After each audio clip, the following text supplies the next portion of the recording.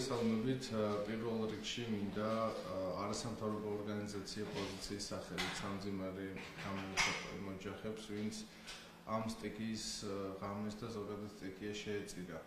რაც შეეხება დღევანდელ თემას, ეს არის 13 ივნისის სტიქია და უკანონო მშენებლობები ვერის ხეობაში. Პოზიციას მიაჩნია, რომ აღნიშნული ტერიტორია წარმოადგენს და წარმოადგენდა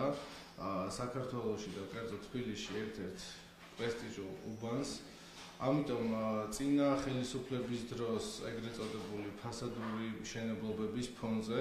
პოზიცია გამოთქვავს ეჭვს, რომ შესაძლებელია ადგილი ჰქონდეს გარკვეულ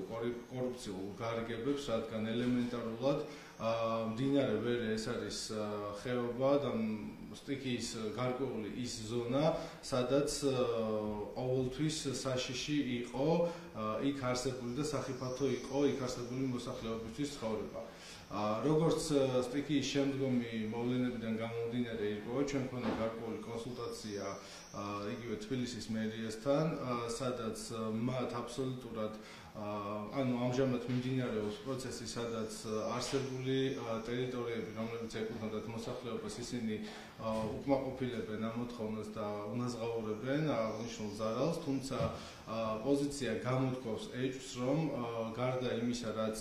იყო კონკრეტულად დაკანონებული, ასევე არსებობდა უკანონო მშენებლობები,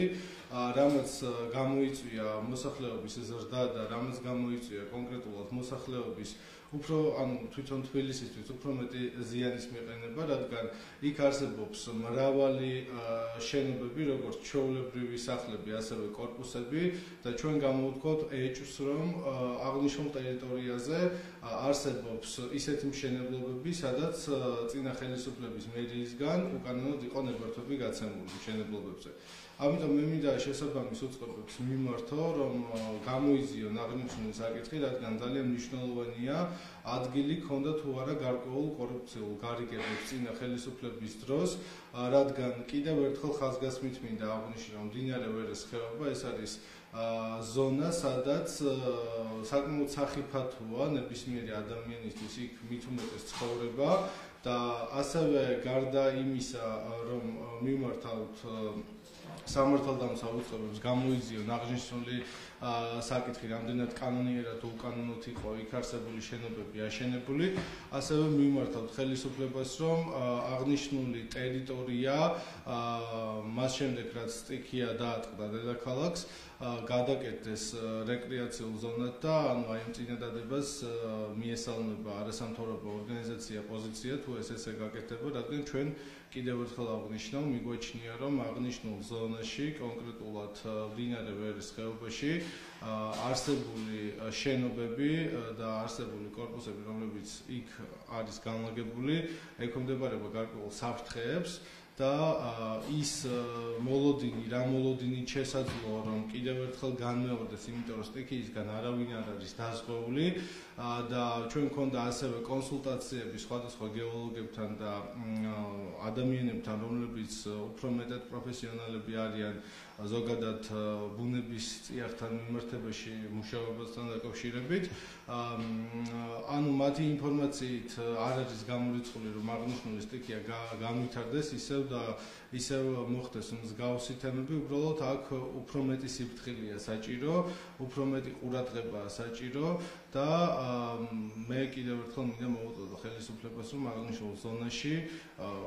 ის მშენებლობები, რაც არსებობს, ყოველ შემთხვევაში უკანონო მშენებლობები დეტალურად შეისწავლოს და აღარ დაუშვას, რომ ნებისმიერ მოსახლეობას ჰქონდეს გარკვეული სიცოცხლის მნიშვნელოვანი საფრთხე. თქვენთან კორუფციულ გარიგებებს შესაძლოა ჰქონოდა ადგილი. რა გულისხმობთ ამაში კორუფციული გარიგებები რასთან დაკავშირებით? მე გულისხმობ იმას, რომ როგორც წეგანა აღვნიშნე, მდინარე ვერეს ხეობის მიმდებარე ტერიტორია ეკუთვნის თბილისის ერთ-ერთ პრესტიჟულ უბანს, სადაც ეგრეთ წოდებული მიწის ნაკვეთის ფასი საკმაოდ ძვირია სხვა უბნებთან შედარებით. ამიტომ ჩვენ არ გამოვრიცხავთ, რომ წინა ხელისუფლების დროს არსებულ მერიას გაეცა გარკვეული ნებართვები მშენებლობასთან დაკავშირებით, იმისთვის რომ სანაცვლოდ აეღო გარკვეული თანხები და აქ პატარა თანხებზე არ არის საუბარი, ამიტომ როგორც ეს სამოქალაქო სექტორის წარმომადგენლებს გარკვეულ დოკუმენტაციაზე არ მიუწვდებათ მოგეხსენებათ ხელი, ამიტომ დღეს ვისაც